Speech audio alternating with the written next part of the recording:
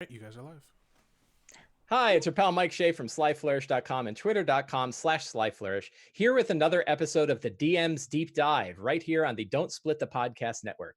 In this show, I like to pick a particular topic of interest to the community of D&D, find an expert in this topic, and dive deep into this game. And today I am here with Dr. Megan Connell. Dr. Hello. Megan, to introduce yourself. Hi, I'm Dr. Megan Connell. I'm a psychologist, therapeutic dungeon master, board certified, licensed in 3 states. I'm also the co-founder of a company called Geeks Like Us, where we try to work on the intersection of geek passions and careers. Through Geeks Like Us, I am the dungeon master for Clinical Role, a live play D&D game where it's all my players are other therapeutic dungeon masters and psychologists. And then I also run a show called Psychology at the Table, where we talk about how to help players address different issues that they might see, or help dungeon masters address different issues they might have with their players, from depression to anxiety to learning disabilities. That's great, and I want to thank you very much for being on here. It's a real joy to talk to you today. I didn't want to make it sound like, hey, we're going to talk about bad games, and I want to talk about an expert in bad games. That didn't come across. Yeah, I mean, I've had my share, like, certainly. You're here to help us get past bad games. Yes. So the first thing that came up, I've talked to a lot of friends of mine, and I've talked to a lot of other folks on Twitter about this topic. And when we describe a bad game, uh, there are many different types. So one of the things that I did is I put out a tweet on this question saying, when you have a quote unquote bad game, what was typically the cause? And I got about 140 replies, and I threw them all into Excel, and I tried to group them into common groups, as I want to do. And I came out with a bunch. I'm just going to kind of rip them through them really, really quickly. Mismatched expectations was definitely a big one. Mismatched expectations between DMs and players about what the game was going to be or what it was going to be like. Disruptions, being tired and stressed. A lot of people were critical of themselves, like I was a bad DM, or the number one cause of the game being bad was because I'm terrible. A lack of focus, spotlight issues, somebody hogging the spotlight, general antagonism between players and DMs, distractions, people being on their phones or having other things going on around their lives that was taking away from the game, poor communication, toxicity, feeling like they had a lack of options, or general disinterest. That covers probably 70 or 80% of the 140-ish replies that I got. So kind of recognizing that bad games, there are many different kinds of bad games. Yeah. Yeah. And many probable different solutions to bad games. What I'm hoping we can talk to now is what are some general tips and general tools that we can put in our toolbox to help us deal with different kinds of, many different kinds. Yes. So I will start now with my first question. I wanted to kind All of right. I wanted to kind of scope that first. And my first question, which is a question that I ask for all our guests, is what 3 tips do you have for DMs to recover from a bad game? Yeah. So first off is take some time. Probably the worst time to try and figure out what went wrong and what happened and how to fix the problem is right after the game, because you are emotional, you're defensive, you're frustrated, and you're not going to be able to think clearly through the issue. So you want to take time. So take a day or two, maybe even a week, to really sit back and try to understand what happened. Um, it's really important too to have somebody that you can bounce ideas off of. I think one of the challenges a lot of game masters run into is we run games for our friends. And so we get excited about stories and we want to share it with people, but all of our friends are our players, and so we have nobody to talk about and our talk with these things about. And so to find either face to face other dungeon masters that you can sit down and talk to. Some local game stores do dungeon master nights where they let the dungeon masters come in and just process ideas together, or even using a tool like Reddit or Twitter to you know chat and to try to bounce ideas and get that feedback. And then I think also something really important is keep notes of good games. Like when you have a good game, when you finish that game and you're on a high from just players had a great time, you had a great time, everything seemed to be in sync and jiving, you want to write those down and you want to keep a record of those. Because one of the things that our brain does is when we get into a certain emotional state, it's actually almost impossible for us to remember being in another emotional state. So, for example, this is why, like, when you feel depressed, it can feel like you've always felt depressed because it's very hard for your brain to actually remember feeling good. And so when you're feeling down on yourself and feeling like I'm a terrible dungeon master, I don't know what I'm doing, my games aren't any fun, it's really easy for a brain to be like, yeah, and remember that time where you forgot how sneak attack worked? Oh, wait, then there was that time you forgot about disadvantage, and there's that other time you forgot about the legendary actions. And so it's just like, oh my God, I'm this terrible dungeon master. But if we have some sort of record where it's like, wait, no, I also ran this game that went really well here and another one that went really well here. It doesn't take away the necessarily the sting of the bad game we just had, but what it does is it gives us a more objective look at our overall performance as a dungeon master. Yeah, so two questions on two of those three tips. Mhm. When you mentioned talking to somebody about it, finding somebody to talk to about it, I'm guessing that talking to somebody that's in the group is not, you wouldn't recommend that. No, especially if you're talking about player problems. Hmm. Unless like there's a few, obviously there's always exceptions to rules, right? But if something went wrong in the game and you're trying to figure it out, um, it, sometimes talking to your players, you can't really be as honest as you want to be because maybe the players feel frustrated because they felt stonewalled or something happened, and you have story reasons that they can't know yet. And so you can't freely talk, and you're always kind of thinking through what you're saying with your players. Hmm. And there's other times where you can sit back and talk with your players and go, um, a few weeks ago, like my dungeon master tried a new mechanic and it just didn't work really well. Hmm. And I gave them feedback after. We kind of bounced ideas off of each other of how we would improve that mechanic in the future in either a game I ran or a game that they ran. And so in that way, it was helpful because it was more of us just kind of being objective and talking dungeon master to dungeon master Hmm. um, on something. But I think also like if you're having issues with somebody in the party, or with somebody in your group, you Right. don't want to be gossiping Hmm. because that person doesn't want to feel ganged up on. Hmm. Like we don't like it when people talk about us behind our backs. So don't do that. You Right. know, it's this is part of the reason too that I made psychology at the table is reading through Reddit and reading through people's player problems. I'd be reading and I'm like, oh my god, that player sounds like they're depressed. And the advice, sometimes the advice Yeah, you read that they're given is like, wow, that's terrible advice. yeah, yeah. It's like I remember one where like it, pretty much across the board, it looked like this player probably had depression. Hmm. That they were isolating, they weren't as engaged anymore, they weren't reaching out, they weren't cracking jokes, they're getting sick, like just kind of boop, boop, boop, boop, boop, right down the line of all these symptoms. And some of the top advice was kick this player from your party. Hmm. I'm like, oh my gosh, if this person really is depressed, that's the worst thing you could do is to isolate them more from their friends and from something that's maybe helping them feel connected and actually attached to people. Yeah, yeah, that's an interesting one. I mean, like, and I don't know. This probably says more about me. There's definitely. I guess at what point does that sort of step outside of trying to keep a D and D game together and more Mhm. into just needing to reach out to somebody to try to get them help in another way? Like, Yeah, well, I mean, really, dungeon mastering is people management, right? yeah. Like, we have to manage schedules, we have to manage time, we have to manage expectations. I like, if you want to become like a master team leader and leader at work, dungeon master for a while, right? Mhm. Yeah. And so, honestly, like, it's so hard to get everybody to be at the table and to have, those clear expectations. And so, you want to work on that stuff to really try to get everyone there. And like if you notice your friends having trouble, like the central thesis of psychology at the table is talk to your players. Hmm. If you're noticing something going on, talk with them, have a conversation and pull them, not in front of everybody, pull them aside and be like, dude, I've noticed that you're not as energetic recently. What's going on with that? Why are you pulling back? Is everything okay with you? And just be willing to listen. Like you don't have to be their therapist. Like please don't be. That is grossly inappropriate. Like, Right.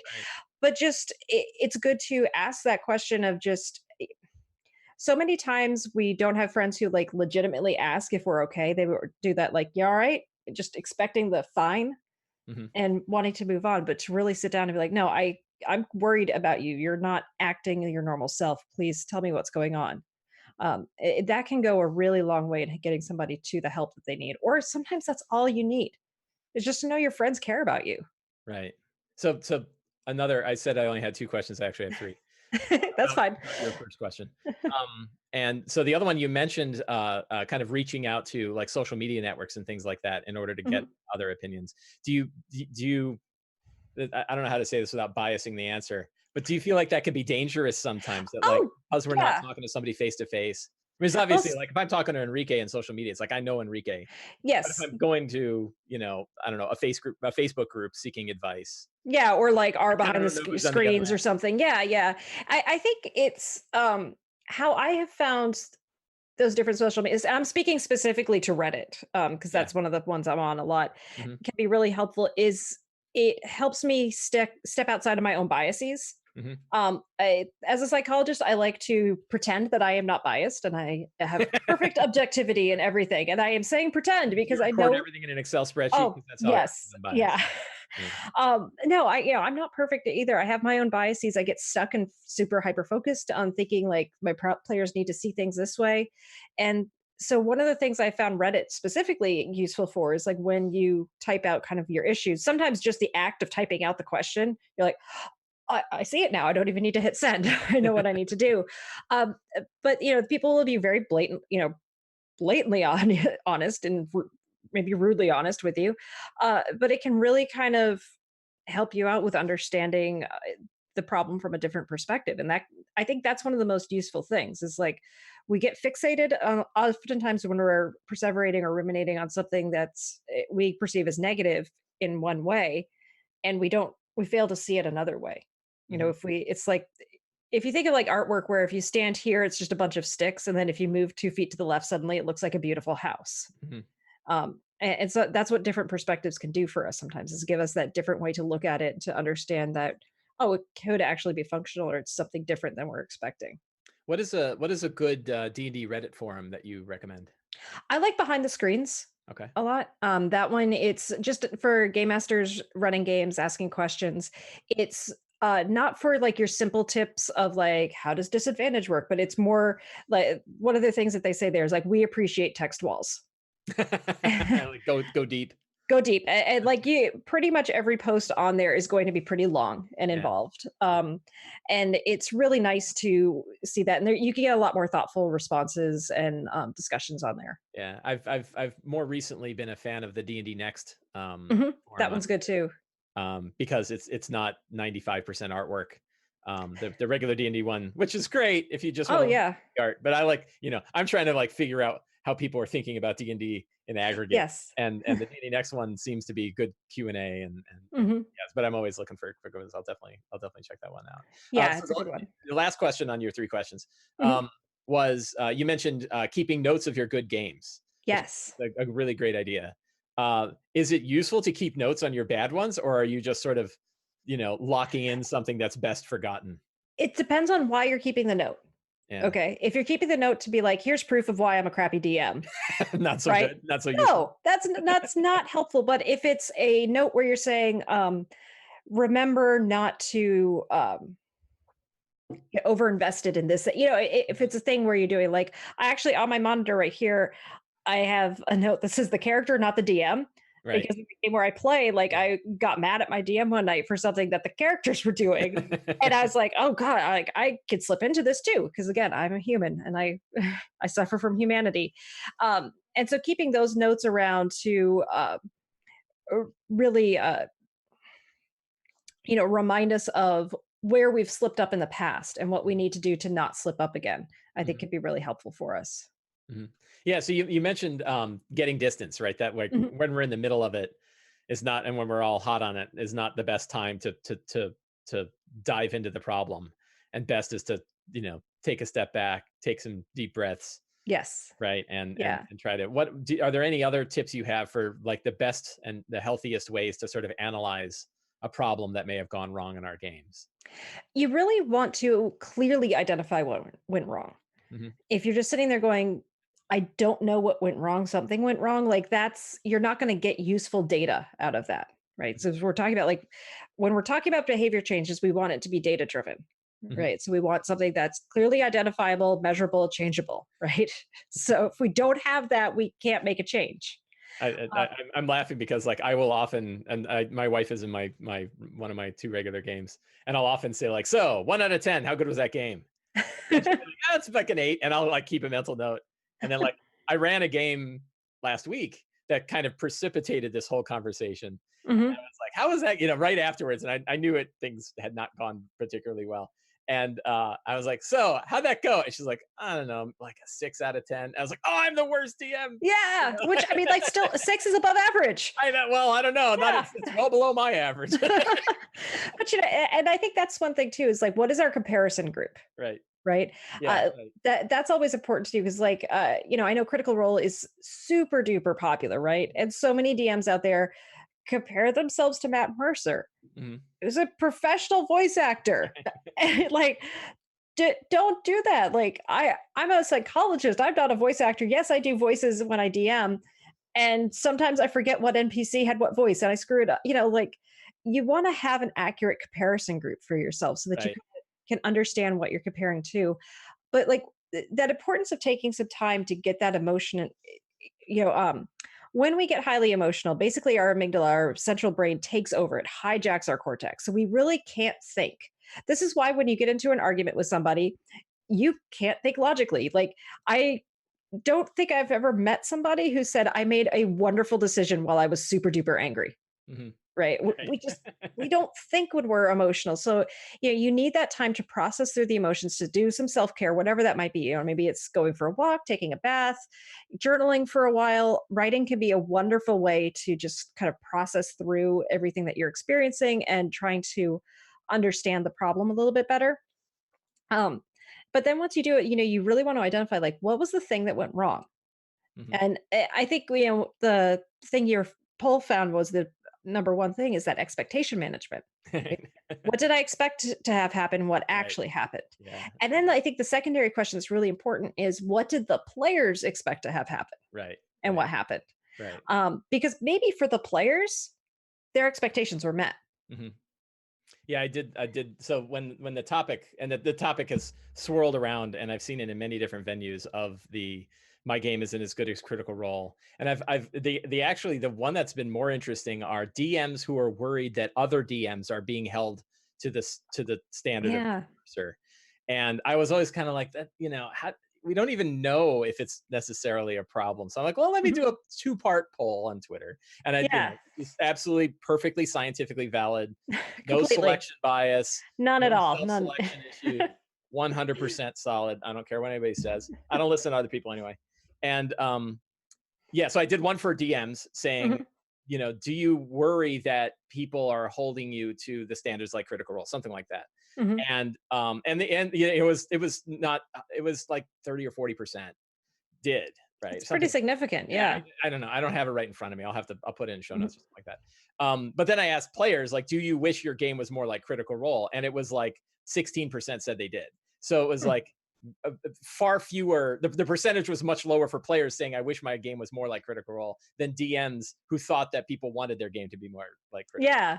So I Well, thought, like, and it's but not zero, right? yeah, Like, it's not 0. So, it's there, right? yeah. But, like, there's this interesting thing, there's this phenomenon in psychology we call the spotlight effect, where you think people are looking at you and thinking about you Yeah. way more than they Oh, actually are, right? oh, yeah. And, like, as a dungeon master, that's so much harder because people are actually looking at Right. you and talking about your story, and Right. especially if you're live streaming the game, um, and then you're making the calls on all the rules and everything like that. So it's terrifying, and so it's hard to know, like, am I overthinking this because I'm doing the spotlight effect and I'm Right. thinking about myself and more than people are actually thinking about me? Or is this being accurate and trying to understand the expectations? And again, that's where having that person you can bounce ideas off of and talk to becomes so helpful. Yeah, I heard. I have to share it. It was this wonderful study that I heard. Maybe you heard about that, where they were studying the spotlight effect, and it Mhm. was they gave a student a so they had a control group, which was a student walked in and interrupted a class lecture and asked the professor for something. The professor gave him something, and they left. And then the test group was. Somebody came in with a huge Barry Manilow T-shirt on, this like outrageously ugly Barry Manilow T-shirt, and then had them come in and interrupt the class and do the same thing and then walk out. And they asked the person wearing the Barry Manilow T-shirt, right, who's like an undergrad, who last thing in the world they want is a Barry Manilow T-shirt, like, how many people do you think notice your shirt? And they're like, 90% must have noticed. And they asked them, and it was like less than five, right? Like Yeah. nobody cared. Yeah. So I love that study because it means no one's watching me. Yeah. Yeah, well, and I think a hard thing for for us to remember too is like we only have our own experience, right? Right, We right. only know what it's like to be us. We are the center of it. Yes. And so it can be hard to remember how to look outside that experience. And with that, with players and running games, is it's very easy to forget that our players don't know everything that we know and that we have all this other information that they just don't have access to. Right. And so it's like, we're like, oh, this game went so poorly from how I planned it. Players don't know how you planned it. Yeah, So right, right. they might have had a great time and they just don't know what you had in mind. And so therefore they're happy and you could be happy. Mhm. So that's a trick too, and I think that can happen in the other direction. I'll Mhm. use my sample size of one. I was talking to my wife about the game I ran last time, and she brought up like, I'm pretty sure I knew the game wasn't going very well before you knew it wasn't going well. So in some, I think I mean, I'm making statistics up, which is Yes. how I Yeah. think about like my Mhm. Twitter polls, but yeah, I think that people, I would guess that more times DMs think their game wasn't particularly good when their players were perfectly happy with it, Mhm. then probably the opposite. Although I imagine the opposite can happen too, where DMs think like, "Wow, everybody thought that was great," and they're like, "Wow, it was miserable." Yeah. Right? Yeah. And mine. I mean, I don't think everybody was miserable, but I certainly like it. The game had gone pretty far before. Like I realized, like people aren't necessarily having nearly as much fun as I think they're having. Mhm. How do we see, like, how can we be more observant of that during the game? Like, what can we do? What are some tricks I for us to? You wanna watch the nonverbals, right? Yeah. If people are, they're checking their phones, they're looking at their watches a lot, they're fidgeting with things, right? That's showing that they're bored, Hmm. right? If they are attentively taking notes, if they're looking around, if they're kind of having conversations and pointing at the game board or, like, looking at their notes and trying to compare things, those are all signs that they're engaged, Hmm. Hmm. right? Um, I think typically where you're gonna have an experience, so I'm gonna make a hypothesis to your game last week. All right. You tried something new. Not particularly. Okay. No. Like, not like a new skill challenge or a new way of doing something? It was more. Uh, it was more like old school dungeon heavy than I typically Ah, run. okay. And it felt very, I've got like, so you talked about writing about your good games, Mhm. and when I have a game like this, I ended up with like 3 new Sly Flourish articles in 3 days, Yeah. and so I've got like a series of articles about it. But you're right, I'm sorry, I take it back, you're right, there was one thing that I tried that was new, which Mhm. was Jeremy Crawford's description of how surprise is supposed to work.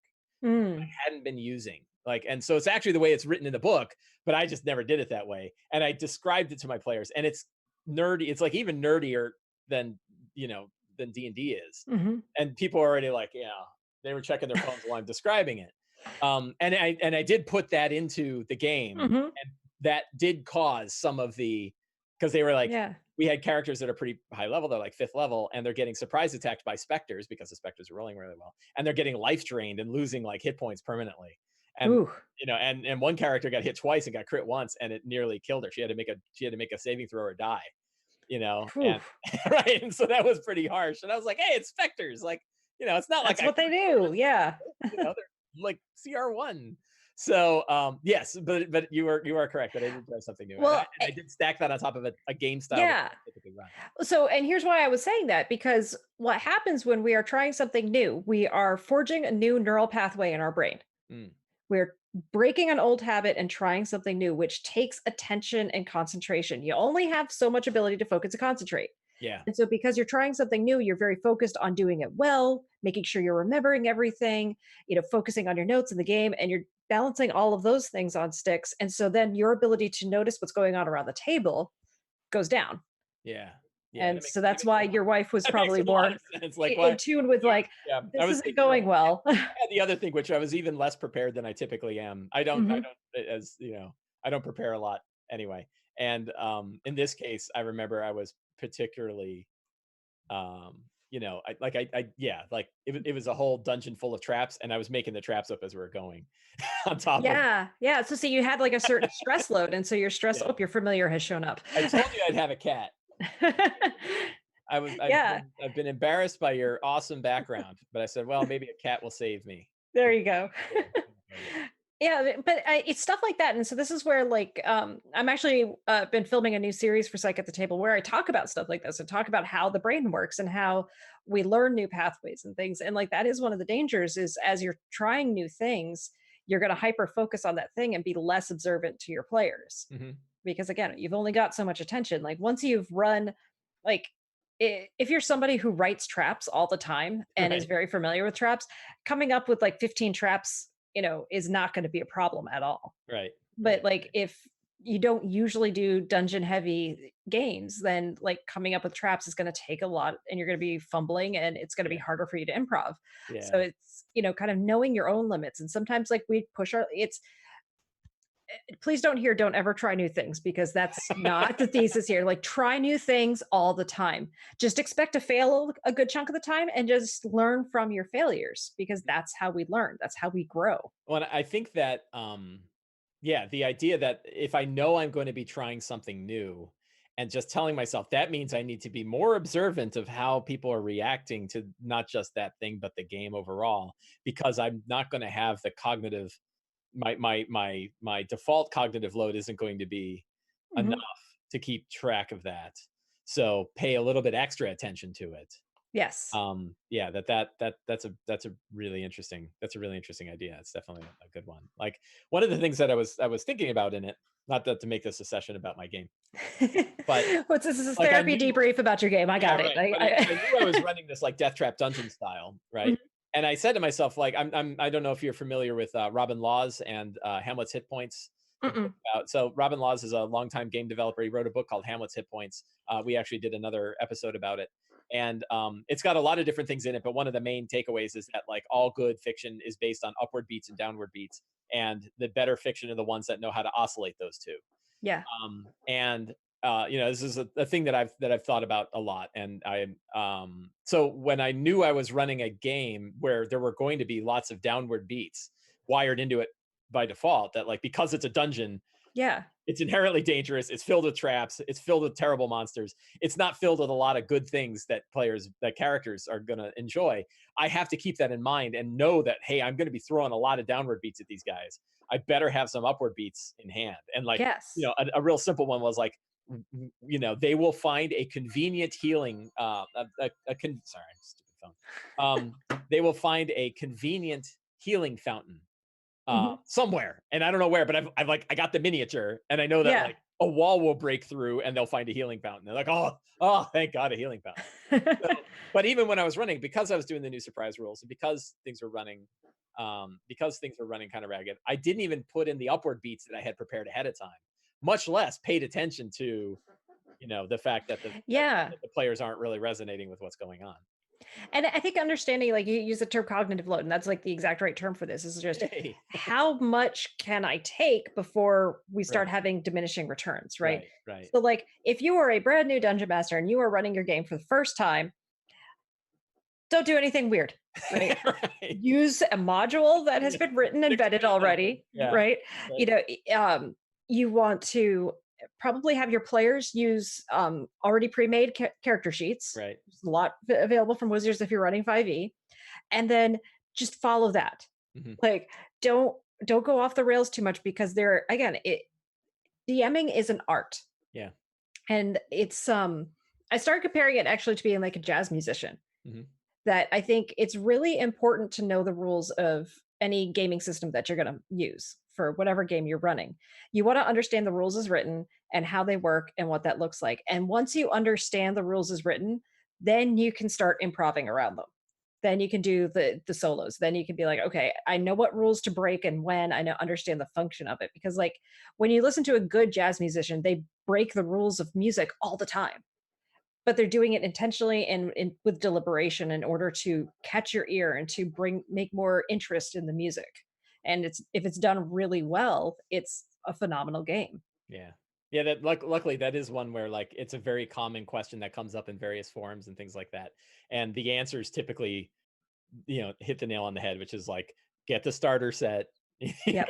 play with Fandelver, have him fight a couple of goblins. Like, Yes. and a lot of times I've seen it and it's interesting, and it can be a little sad too, where like a brand new DM is like, oh, I'm building this huge world and I've got all these ideas and I want to have them fight a god, like, and you're like, I love you and your creativity. Save it just Yeah.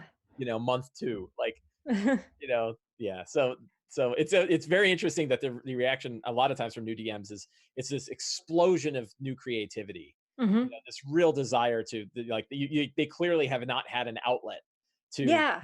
let this new world build itself, and you're like, that's great. Hang on to it though, because you don't know how AC works yet, right? Like you Well, want to just get a couple of fundamentals down. yeah, and like that's the important thing. It's like you want to funnel that creativity. You want to build the creativity. Like, don't throw out the world you just built. Right. Keep it up.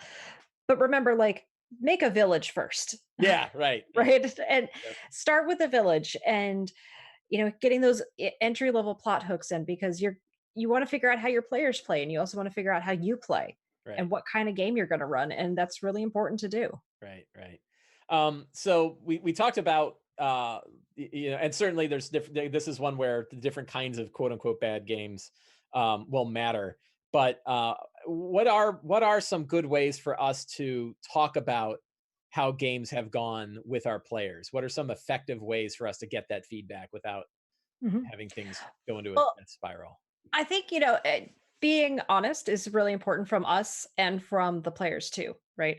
If you are asking for feedback from your players, especially live, where there's sort of that social pressure to be kind and nice and to understand, to appreciate the time you've put into the game and stuff, they might not want to be as honest with you, especially if you start getting defensive. If they go, if they give you one little bit of critical feedback and you're like, oh, well, I did that because blah, blah, blah, blah, blah. Right. And it's like, okay, well, you don't really want bad feedback, then I'm going to not say anything now. Right. Right, right, But if you can hear feedback and go, yeah, you're right. Like or that's how that came off. Oh my God. I'm so sorry. I didn't intend for it to come off that way. Wow. And then you can grow from that, and you can take feedback in and you can learn from it and grow from it. Now, look, sometimes we're better at it. Others, there's been times where I've run games and they've gone horribly off the rails, and I just fell apart as a DM, and I was like, I can't any. Let me just close this out. We got to take a break. But then there's other times where I'm hearing stuff. I'm like, okay, that's good to know. Like, I won't do stuff like that again, or I'm going to build things in this way so that we don't have these challenges in the future. Um, but if you're not receptive to feedback, your players are going to know that, and they're not going to be honest with you. Um, I think another really handy thing is use a tool like SurveyMonkey where people can respond anonymously. hmm. I mean, it's hard when you've only got a small group of people. Like I'm Yes, gonna spend all my time trying to figure out who they are. yeah, it's like analyze their handwriting, or whatever. Right. But it's something like that that gives that uh, uh, ability for people to be feel a little bit more honest. And I found a question I used on an anonymous poll that I did with my players was, how much do you want to see this campaign go through level 20? Hmm. Rather than asking, are you enjoying it? Right. Because I felt like they would all feel the social pressure to say yes. Right. But I feel like, can you see yourself playing this character all the way through level 20? And I felt like that kind of got at the heart of what I wanted to know, which is this game engaging for you? Is the story engaging? Are you sticking with it? Are you enjoying it enough to see yourself playing it for another couple of years? Mhm. Yeah, Oh, there's an RPG called 13th Age, and mhm, I think it was in the core book for 13th Age, but it's something that I tried to pick up and throw at the end of my 5e games, which is asking what element of the game they want to see move forward. So like mm. what part of it, and a question I'll often ask, and honestly, I don't get great feedback from it. Most of the time, I get like, "Oh, it's doing great," right? Like we're Yeah, fine. well, I don't know. Right, but I'll often ask like, "What did you enjoy? What kind of thing did you particularly enjoy in this week's game? And what are what would you like to see in a future game?" Mhm. Right? And sometimes I get it like, sometimes it's like, well, less specters, but other times it will be like I really, somebody brought up that they really liked how they've had opportunities to sort of after every adventure going back to a hometown and having a downtime session of a few days Mhm. in that hometown. So you're like, oh, okay, you get pretty decent feedback. But I have found it's been hard to get feedback on Yeah. sort of the Well, there's that social pressure. Like, people, yeah. again, we're playing with our friends typically, and they want to be nice to us, Yeah, I right? don't know. My friends don't seem to have too much trouble telling me what's what. Well, there you go. Once you hit a They're certain like, oh, level of friendship, right? I'm coming every week. Like I'm fighting DC Right. traffic to come to your house. So Yeah. what do you want? Well, and like, if at a convention, if you're trying to ask for feedback, most everybody's going to be like, "Oh God, like I couldn't imagine trying to DM at a convention to a bunch of strangers. Like you're just doing it, and that's amazing. So yeah, of course you're doing great." Mm-hmm. So let's talk about let's dive into another topic here that I Mhm. think came up a few times in the like how games can go bad, which are I'm gonna throw them at like the difficult player category. Mhm. So and I think this can be kind of broken up into sort of two areas, the false dichotomy, of course. Yes. But what's the best way to deal with a disruptive player? We'll start there. So I had the pleasure of doing an interview with Chris Lindsay Mhm. last year at GameholeCon. It's on so plug for my channel and Psych at the Table, but he talked about this so brilliantly for live games where you have all the players at the table, talking about using your body language.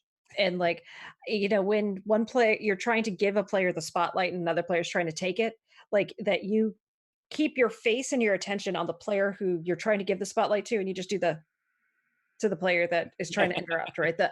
And like this is a good signal because this is I have heard you. I understand you wish to speak. You are next in my queue, Mhm.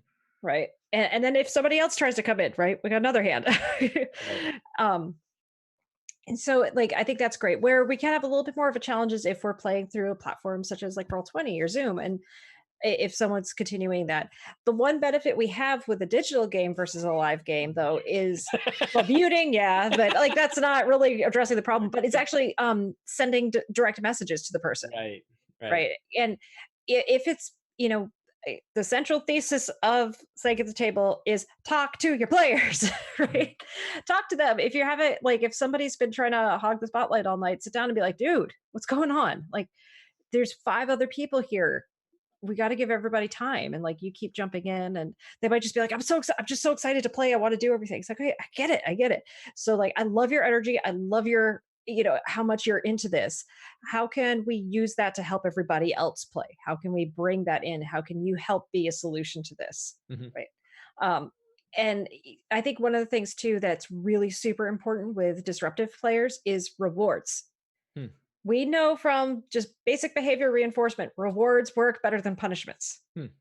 So if you like just one little d6 inspiration dice, okay, it's not going to completely wreck your game. It's not going to unbalance your campaign to go, so you are playing amazing tonight. Here's a DM inspiration dice.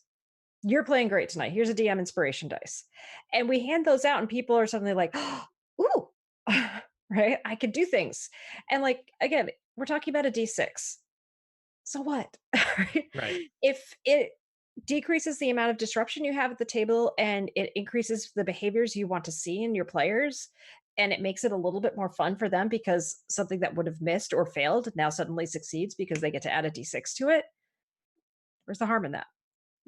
What is a way? So when you have, if you have a group where you have a mix of, and I don't know, this is not even the right way to say it, like a mix of different kinds of people. Yeah. Some many of them are perfectly fine. They're playing great, and you have a couple that sort of lead into the disruptive category pretty Mhm. regularly. They either grab the spotlight too heavy, or they're sort of antagonistic with the rest of the group. Mm. Other things like that. What kind of rewards can you give them to help bring them to the other ones without, that like the die you Catch. brought? Like if I'm only giving it Yeah. to a jerk when they're not being a jerk, Yeah. Well, I no, want no, but that's the point, right? It's like that like, all the time. yeah, no, like if they're, so like typically you'll say they interrupt somebody and you've talked to them about it a dozen times and you see them starting to go, and then they stop themselves, just be like, just pass the d6 over to them right away and be like, I saw that you were about to, and you stopped yourself, you regulated the way I want you to, you're doing awesome. You don't Reward it. think that the other players are going to feel like, well, how come I'm not, No, no, you you're reward the giving other them the players path of too. benefit, No, right? no, you reward them as well, right? Mhm. Because like I got you. yeah, no, like what was happening in the game? Oh, I I was the therapy games I run, everybody has access to their character sheets on Roll20, and they were leveling up at the end of the session. And so usually at the start of the next session, we would level everybody up.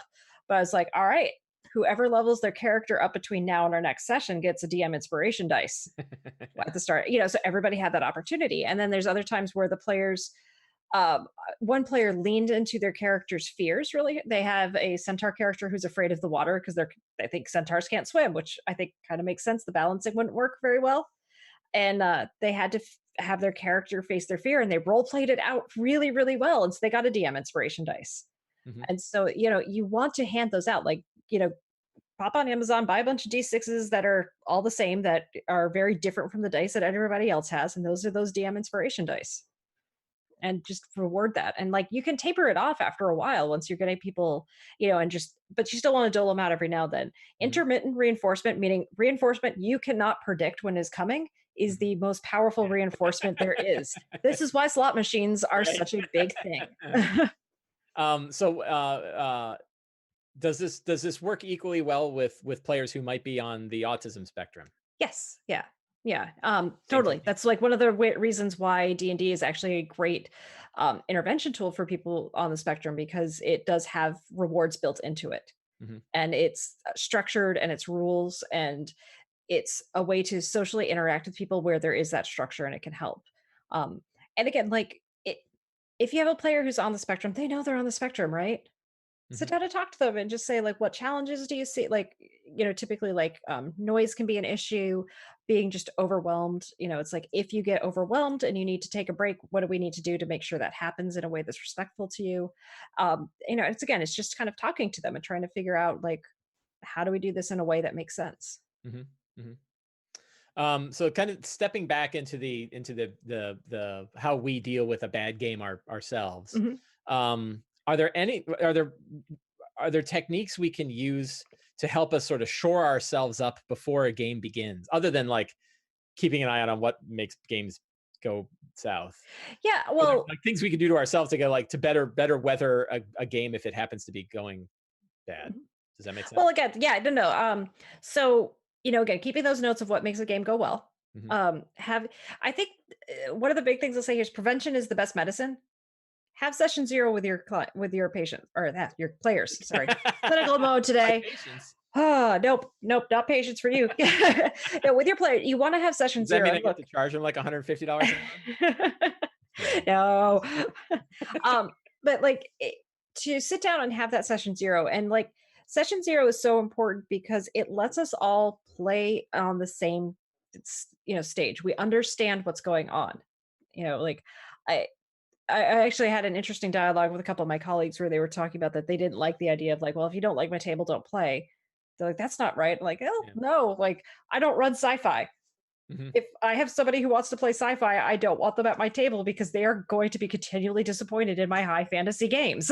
Like that's not a good match, and that's Yeah. okay. Yeah. And that's what session zero does, is it lets us know, what everyone's expectations are, and to align with those expectations, right? And then so when we have that clear idea of like what we do, how we're going to handle things if they do go wrong, all of that stuff, it really helps us, go into the games well. Another thing is really good too is prep your sessions, right? Like you don't have to go overboard with prepping. I love your book, Lazy Dungeon Master. It has saved Yay. hours of stupidity. But like you want to have a general understanding of what the goal of the game is. For those who watch me DMing clinical role, yes, it's my copies at work where I use it the most. I always have one within 5 feet of me. I think that's a requirement when you write a book like that, right? um, no, but I have emotional goals for my players each game. I go like, emotionally, what points do I want Enkai to hit this game? What question do I want them to have by either an answer for by the end of the game, or to be asking themselves by the end of the game? Hmm. And it's been a really fun way for me to check in with my players to see how I'm doing. I'll never forget this. Like, it was last year's PAX West. I was sitting down with one of my players, and it was just after I had started doing that. And I was going, okay, I was like, I have been giving your characters emotional beats to hit. And I asked them specifically, I was like, what was your character's emotional beat last game? What do you like? If you were to say like a one sentence thing that your character walked away from that game, what was it? And they got it exactly. Hmm. And I was like, okay, all right, this is good. Yay. We're on the, and I think that's good because the emotional beats we're trying to get our players to hit too, aren't always fun, right? Like, you can have an exploration of my past isn't what I thought it was. Not in a way of like I have amnesia and I don't remember it, but more like I had the expectation that this was how the world worked. And now I'm coming to as an adult back and finding out it's not that way. And that can be unsettling. And so if the player is coming to you afterwards and being like, I didn't like that game because I felt unsettled or whatever, we can talk about that and talk about boundaries. And then it also gives us the talk, the ability to say, well, I'm trying to have your character grow and understand the world in a more complex way. And so this was how I was choosing to do that. And then to own it up if you did it badly, to say, like, did I do this in a disrespectful way to your story? Do you feel like I took away your autonomy? Um, but I think that can help. And like if the players, I think, know that you as a DM have an idea of the overarching place you're trying to get to. So even if we go to a place that's a little uncomfortable for a bit, as long as they know we're going to get somewhere good, we're going to get to that fountain of healing. Um, it's okay. Does being disintegrated in a trapped chest count as like an emotional beat for a character? It might. As it's a little bit of development. Yes, yeah. Um, Well, I mean, a do lot you of dust. Yeah, joking aside, do you have these kind of emotional beats for characters for all of the characters in a session, or do you alternate between sessions? One or two. So I You're have gonna make 5. this one, Jamrus's Yeah. session? Well, I try to have a little bit for everybody. Mhm, Like I don't want to have a player sitting back kind of twiddling their thumbs. mhm, Um, so it's a way for me to have that in mind of what am I trying to steer this character towards in this session? mhm. Where and it can just be a small nudge of um like in the game, a couple of the characters they finished their story arc. They came like their character started with a revenge quest and it's come to its conclusion. And they're left with a lovely, beautiful question. And I love of now what? And so their emotional goals probably for the next 2 or 3 sessions are honestly going to be contemplating the now what and what's next and how do I fit, what happens after revenge. I Right. think really interesting story to tell. Yeah, And yeah. Yes, that's great. One of the, like step 1 of the 8 steps of Return of the Lazy Dungeon Master, is to review the characters. yeah. And a lot of times it's just like, I guess I just wanna have them in my head so Mhm. that when I'm doing all the rest of my prep, I kinda know. And I think adding the idea of, like, what emotional beat can I throw in for these characters is a nice sub step in there. Yeah. Like, when I look at them, what can I say, like, where can I kind of push this dial a little bit Mhm. for this character? I think that's really great. So I've one more question, then we're going to take some questions from the audience. Yes. Yeah, I've seen a few rolling in, so Yeah, I know, and but I like to hog the guest ultimately. So, but one last thing is like, what's the best way for after a game has gone quote unquote bad, right? Mhm. All of our qualifiers about what a bad game is. What's the best way to get back in the saddle? And is there a time when it's best to take a longer step away? Yeah, I think it's important to step back into it, right? And to grow and to learn. You want to step back after you've calmed down, though, and after you've kind of collected yourself emotionally. Eh, Learning from it is important too. I'm of the philosophy of like, it's okay if I fail as long as I learned. I could learn something stupid from it, but as long as I learned something, it wasn't a complete waste, right? And so if we can look back and go, okay, what did I learn about myself? What did I learn about my cognitive load? What did I learn about my management of the energy at the table? What have I learned about my ability to run, this type of game versus this type of game? When we learn about that stuff, I think that really helps us grow and develop. And then it can give us that sense of control and mastery as we come back to the table, right? It's like, okay, I understand going this way didn't work this time. So here's how I'm going to correct that. Here's how I'm going to go in this direction this time. And I think that can really help. Um, as far as when it's time to step away, because sometimes we do need to step away. Um, I think the biggest one is if it's just not fun anymore. If you're not enjoying yourself, like it's important. Like sometimes it doesn't have to be a permanent step away, but it's good to take those breaks. I don't. Are you familiar with the YouTube series Man Shorts? Mm-mm. They actually, it's really funny. They do ridiculous D&D, like they did. The one that got me into it. I used to be in the army, is they did military D&D. It's they did stuff of like roll for cleaning your rifle. And it's like your sergeant found dust on your rifle. You're doing 15 push-ups. Make a strength check. But they actually just did an interesting story where the dungeon master was like, "I can't do this anymore," and walks away and goes into a group therapy setting for dungeon masters and talking about their problems with the group. And like, a really good it's funny, of course, like they're a comedy channel, so it's meant to be funny.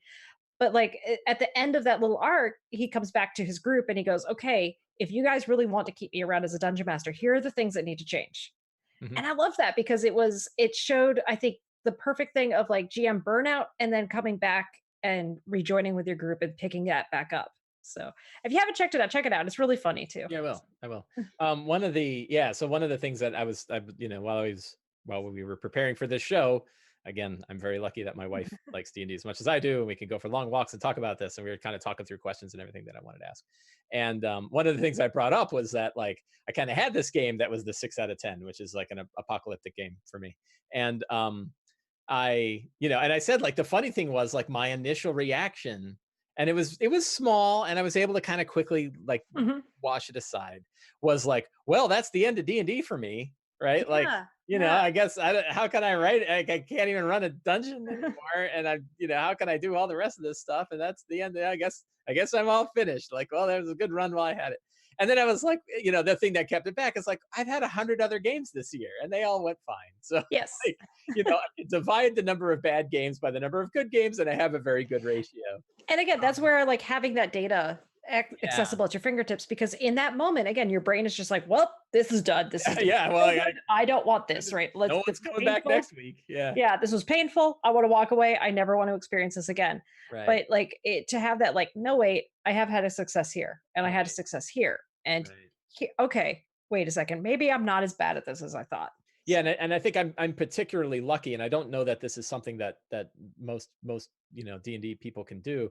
Is like I had a game 3 days later, right? mhm. And it was one of the best games I've ever had, and not because I was on it, but because like all the players brought so much great stuff into the game, and it was just this really fantastic story, and it went like, chaotic, and it was just beautifully wild. And so that like boosted me right back up again, and I'm kind of excited about the next one. But I don't. For some people, like they might only have like a game a month, right? Yeah. They Yeah. might be pretty infrequent, and if they have a bad one, it's a month before they're going to be able to like really get back in the saddle on that. Well, and that's where like getting to be a player for a little while can be important as Yeah. well. Go to your local game store and just jump into an Adventures League game Hmm. for a night, or DM an Adventures League game. They're always needing more DMs for those. Like, I doubt that there is a game store out there that will turn you away if you are a semi-competent GM ready to run Adventures League. Yeah. Right. No. Yeah. That's the one thing we have in our favor. However Yes. games happen to go, is that even if we're even as mediocre DMs, Yeah. there's better than none. Yes. Like there's a lot of players who are looking for a game Yeah. and, Yeah. don't have any. Rudy, did you have an announcement? So we're here with Rudy Hello. Grasso, our guardian angel, for Yes. this show. Uh, What do you yeah, not an answer, but been some great commentary in chat, specifically from Insanity Rocks is the name of this person, which okay. But one cool thing that they said was that they use the Rose Thorn Bud method for commentary. So ask your players, Rose, what did you like about the session? have? Thorn, what did you not like about the session? And Bud, what are you looking forward to in the next Oh, sessions? Which I think is a really cool that's kind of awesome. yeah. Yeah, Dr. Megan, Uh, what do you think of that? I'm going to steal it. Well, it's something that I learned from the military. We have something called the AAR, which is the after action review. Yep. Anytime you do something, you have to come up with three positives, three negatives, and three things are going to change at a minimum. Um, and I had forgotten to do this the last couple times I've run combat in my therapy games, but I do that when we do combat, because it's a great time for people to reflect and to talk like, okay, what did you guys do well as players, as like what did your characters do well? And that's a really great oh, Senator Rox's former army too. Awesome. But like it really helps with like that understanding of, okay, what did we do well? What are the things that we need to remember in the future? What are the problems that we have? And like it builds doing stuff like that is really fun because I think realistically characters would reflect on, how can we not die? Like, you know, Grungen keeps going down to, keeps getting knocked out in fights. That can't keep happening. We need to keep them safe. How do we do that? Um, and so, it adds to that kind of technical complexity of the game, which is fun, but it also helps players kind of reflect on things and learn and grow. And then as a GM, it gives you some insight into how their brains are working and how they're approaching problems. Yeah, I think we touched on this a little bit, but I want to kind of dive into it again, which was like how best to solicit feedback from our players. We're actually going to get Mhm. something to work with. I mentioned that, like, I don't feel like my players are placating me, Yeah. right? They're pretty, they're pretty direct, and my wife certainly is. Um, but I still feel like when I ask a question, and like I kind of pick two of those, right? Mine is Mhm. the what did you enjoy in this week's game? What would you like to see more of in a future game? And most of the time, what I get is like, Yeah. it's good, and I'm perfectly happy with that. Like, I'm like, Mhm. look, again, it's my Wednesday game is after work, right? Everybody's had Mhm. a full day. They usually had to drive through traffic to get to my place. It's 9, and when I'm asking them, it's like 9:45, 10 o'clock at night on a weeknight. Yeah, they're And tired. like, I'm tired. I want to go home. Yeah, like, I don't want to, and Mhm. then I have other players where, like, we will have email exchanges about how things Mhm. or throughout the week. But are there better ways to get workable, usable um, feedback? Like, what are those kind of right ways to elicit feedback from players? Well, yeah, I think it's You I mentioned love. SurveyMonkey. You mentioned a bunch of other kind of. Yeah. I love those questions. That idea of like what went well, what didn't go so well, and what are you looking forward to. I think that's a great. Because we talk about when you're giving feedback to somebody, do the criticism sandwich: praise, feedback, praise, right? To stroke the ego, help them feel good, and then we move on to something else. Um, so like that's a great way too, because we're starting off with the positives, and everybody can rattle off positives, right? Mhm. Um, then we're going into the negatives, and we're thinking about the critically. It's like, well, the thing in town kind of dragged on a bit, or um, the description of the trap was kind of weird. I don't really understand that. And then looking forward to gives you the motivations for the players and the characters. And so I think that's a brilliant way. I think also maybe getting in the habit of checking in with your characters via whether it's a group text message like WhatsApp, Discord is one I'm a big fan of. Google Hangout, some way to just touch base with your players between sessions, Mhm. and to make sure that you're doing that. Yeah. If you're especially like in my game, there was one session where it ended and I couldn't quite tell if one of the players was actually mad or if they were just role playing. Yeah, And I've got I that. yeah, and so the next I've day, got like that I right now. messaged him, I was like, I'm pretty sure she's I cool, but think you were role playing, but I want to make sure. And if I pushed, if this story went in a way that you weren't comfortable with, let me know. We will retcon stuff. We will change things. I want to make sure you're having a good time. That is my number one priority. Yeah, and I pretty quickly got back at, no, I was having a great time. I was yeah. role playing. Yeah. That's great. Well, this has been a fantastic conversation. I've learned a whole lot. I'm excited to put a lot of these things into practice. I feel really good about my bad game from last week now. Good, good. Did you have any final thoughts tonight? No, like I said, Anything we didn't touch on that you wanted to no, talk I think, did we get everybody's questions that we had, about? or? I think we did. Rudy, did we have any questions that we didn't get to? Gotcha. Cool. Gotcha. No, I Excellent. think again, I'm going to do a shameless plug for psychology Yeah, at the no, beginning, please. 'cause Absolutely. it's really designed to help game masters, like, and to be a better friend. It's not designed to turn you into a psychologist. That is not what it's about, but it's to give you tools and ways to understand how different disorders work, how the brain works, how behavior works, and then that way you're better equipped to manage the players around the table. Because honestly, that's, again, at the end of the day, that's what a dungeon master is we are people managing. We're managing expectations. We're herding the cats towards a certain goal and working through that. And so the more tools we can have about understanding people better, I think the better we're going to be able to play and run games. Yeah, and to get serious in another area, in an area I'm sure you're familiar with. I've been listening to and listening to podcasts and reading articles about the science of happiness, Hmm. and they talked about how the number one factor that that has been kind of shown through surveys in science to lead to happiness is continual social interaction. Yes. That people who are, and to the point where and there was, I guess, this giant longitudinal study that they did of happiness, and it was of many things, but they were able to kind of isolate it towards the role of social interaction, and that being socially isolated was as bad for you as smoking, worse for you Yeah. than smoking. Yeah. And yeah, you think about how our lives can get more disconnected as we get more connected in an IT way. less connected in a sort of person-to-person communication way. And while I've been studying this, I've just been thinking about like, wow, D&D is saving people's lives, right? Like this is, we think about D&D from a perspective of like, well, we're all sitting around playing games, but like, our lives can literally be longer because we are because we're playing this kind of game, and how important that is. And I think that has led to a lot of its resurgence. So to the I mean, I think you and I are right on, like we're both into this because we want to help people be better DMs. Yes. Right? And I feel like even more so now, I feel like this is really a calling that's well worth the energy. So and interestingly too, on that, the research on happiness is like one of the things that we know pays the most dividends for making us happy is helping other people. Yeah, right. Right. And so in that way, like Dungeon Master, we get to be social, to hang out with our friends, and we could potentially tell them stories that are going to make them super happy and excited and delighted. Right. Delight is the emotion I go for in my players. Right. Yeah. I've come to the conclusion that like with the things that have been most important in my life, the things that have made me happiest in my life, I am doing all of them when I'm playing D&D. Like I'm fully engaged. I'm in full flow. I can't think about anything else.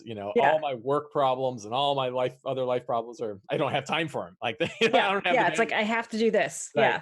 And I'm there with my friends and my wife, and we're having a great time. It does. Rudy sent a secret message that says it looks like there is a question out there. We'll get it. Yes. Let's do it. From Rudy, James in Chicago.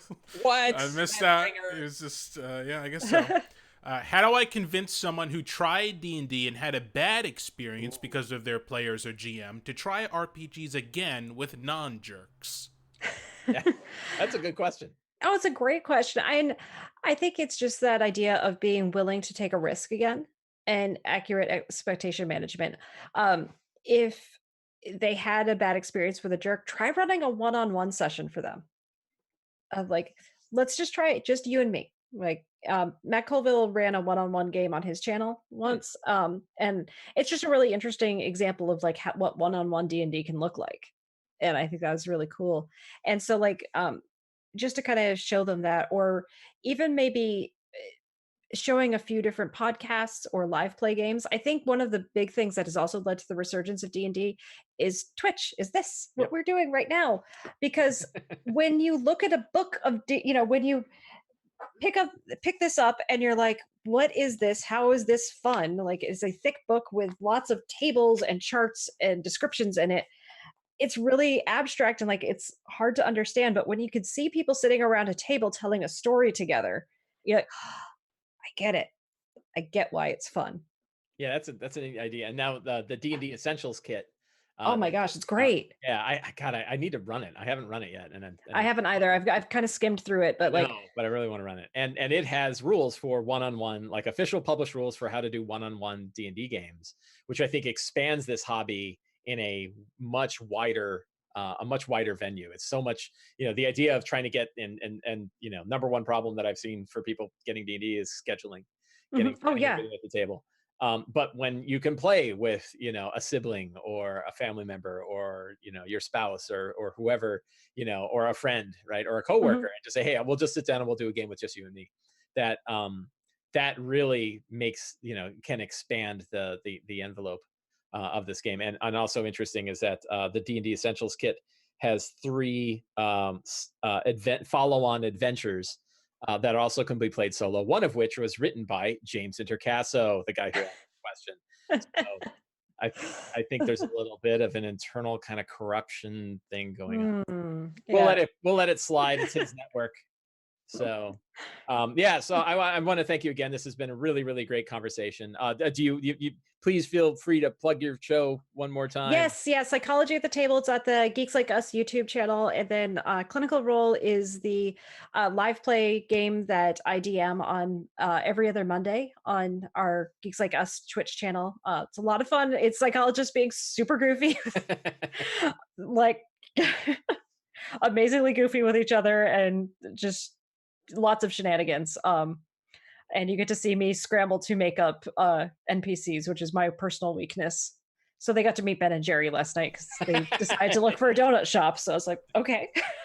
That's great. Yeah, well, I want to thank you again, Rudy. Thank you very much for managing the show as you always do. Aren't you two going to be on a panel at PAX Yes, Unplugged? we should probably plug that. James and Yeah, by the Jacosso? way, when is? Oh yeah, Yeah, with Jay.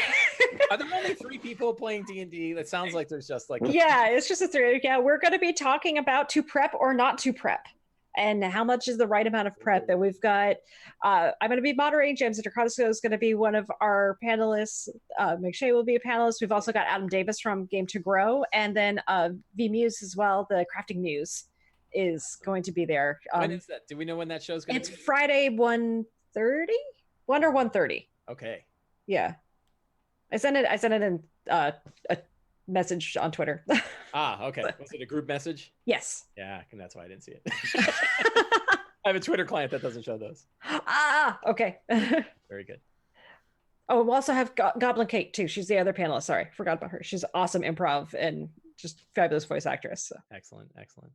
Yeah, looking forward to it. Yeah, so thanks to everybody who was in Twitch chat, and thanks to everybody, and I hope we all get there and enjoy and have as few bad games as possible, or have them and just learn from them, or learn from the ones we do. Yes. Thank you all very much. Bye.